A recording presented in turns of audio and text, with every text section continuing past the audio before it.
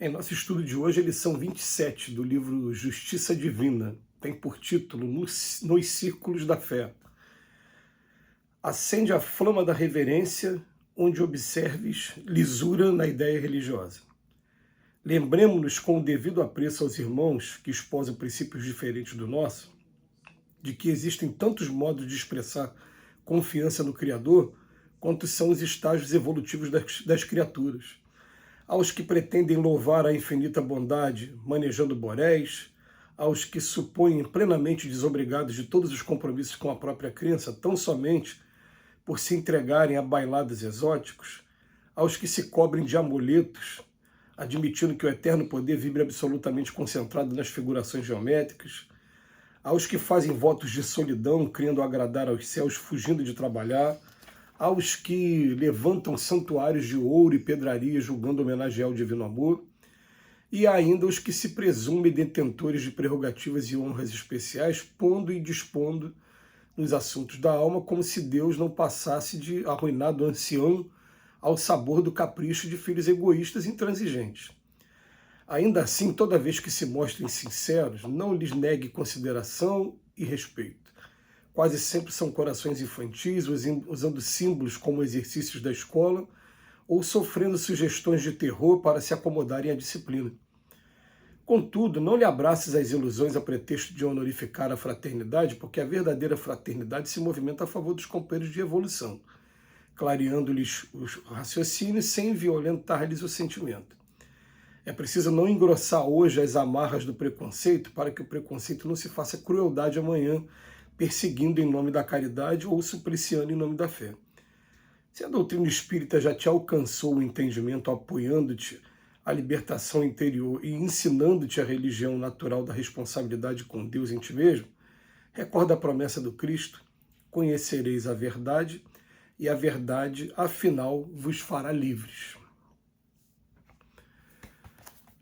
A gente parte do princípio de que se o aprendizado maior nosso aqui na Terra é aprender a amar ao próximo como a si mesmo, é sair do ego, que a gente ainda se encontra muito preso, e fazer diferença na vida das pessoas, entender essa harmonia, esse altruísmo, toda essa questão universal da solidariedade, a gente começa a perceber o seguinte: se você desrespeitar a religião de uma outra pessoa, você pode estar cometendo o maior ato contrário ao amar ao próximo. Porque normalmente a pessoa baseia todos os seus princípios e toda a sua forma de vida naqueles princípios religiosos que ela abraça, que ela escolhe.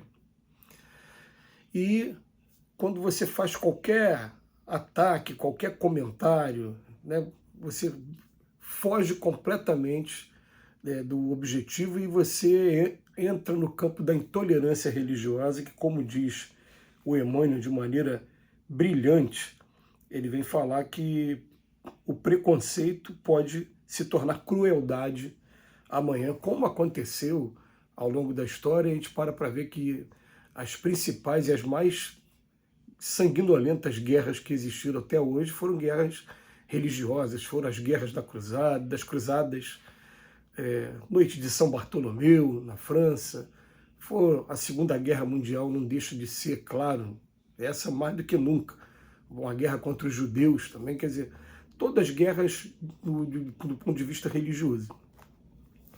Mas o Emmanuel, ele vem chamar a atenção para a gente de que, assim como as várias etapas evolutivas do espírito existem várias religiões, várias denominações, cada um com o seu costume, cada um com o seu rito, e aqui na Terra muito mais de ritos exteriores, e que a gente observa, a gente procura retirar o que tem de bom ali, o que a gente não concorda, a gente simplesmente respeita, e a gente vai entender que vai chegar um dia em que todos terão noções maiores da realidade espiritual. E uma vez foi perguntado para o Leon Denis, o espiritismo, olha a pretensão, o espiritismo seria a religião do futuro?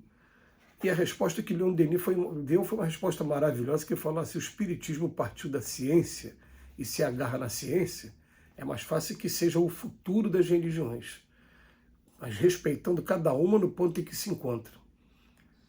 Enquanto a gente não tem ainda a visão espiritual de maneira mais ostensiva, o que acontece? Cada um cria o seu sistema, mas daqui a pouco todo mundo vai estar observando o perispírito. E quando todo mundo observar o perispírito e tiver essa certeza da imortalidade da alma, o que acontece? Cada um dentro do seu sistema vai dar o nome que quiser. A gente tem nomes diferentes para várias coisas. Um chama de mentor, outro chama de guia, outro anjo de Espírito Santo, outro anjo da guarda. Daqui a pouco a gente vai ver o significado de cada um deles. É a mesma coisa.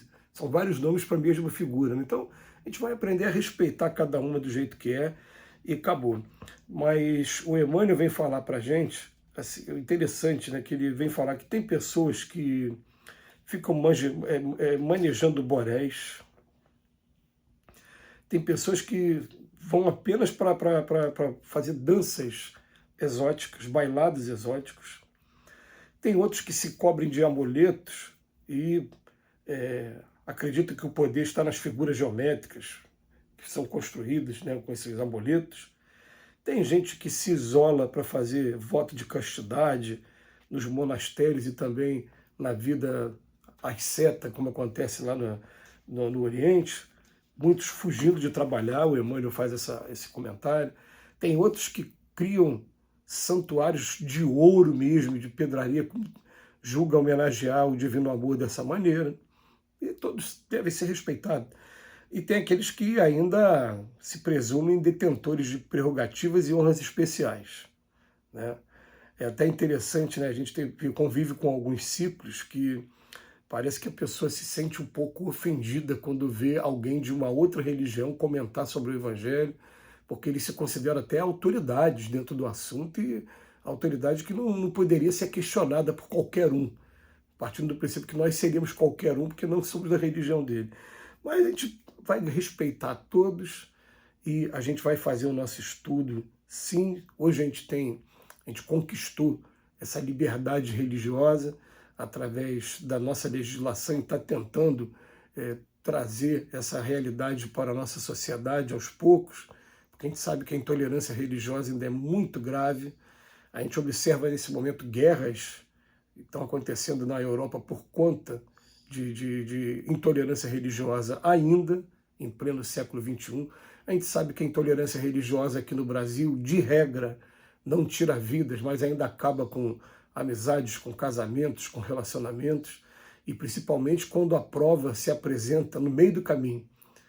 Os dois se casaram e eu conheço gente que 20 anos depois, um dos dois se tornou membro de uma determinada religião e acabou, a vida ficou insuportável para os dois e acabaram se separando. São provas que a gente vive e que a gente precisa aprender a superar, aprender a lidar e entender o que essa prova está trazendo para a gente de ensinamento. Mas a gente só vem lembrar que com Cristo falava para a gente: conhecereis a verdade e a verdade vos fará livres. A gente vai tecer aqui alguns comentários lembrando que Jesus não criou religião nenhuma. A religião de Jesus era respeito, era amar ao próximo. Os preconceitos da época em matéria de religião foram combatidos. Quando Jesus vai até a cidade de Samaria, vai até a mulher que está tirando água no poço, a samaritana que está tirando água no poço. Quando Jesus autoriza Pedro a ir até os gentios, lá no livro Atos dos Apóstolos, e principalmente quando Jesus elege Paulo de Tarso para ser aquele mensageiro para os gentios mais distantes. Porque Paulo de Tarso, sim, foi para a Turquia, foi para a Grécia, foi para vários lugares, até chegar em Roma e levar o seu evangelho para Roma, tendo total respeito às outras religiões. Um respeito tão bonito que fez com que Paulo, na carta aos Gálatas, ele quebrasse até com a sua própria cultura judaica, falando assim: se você aceitou o Cristo, você não precisa ser circuncidado dentro da tradição judaica, e você inclusive passou a ser descendente até de Abraão. Ele quebrou até a genealogia, que é uma coisa tão valorizada dentro da cultura judaica. Então é esse exemplo que a gente deve seguir. Que Jesus nos abençoe hoje e sempre.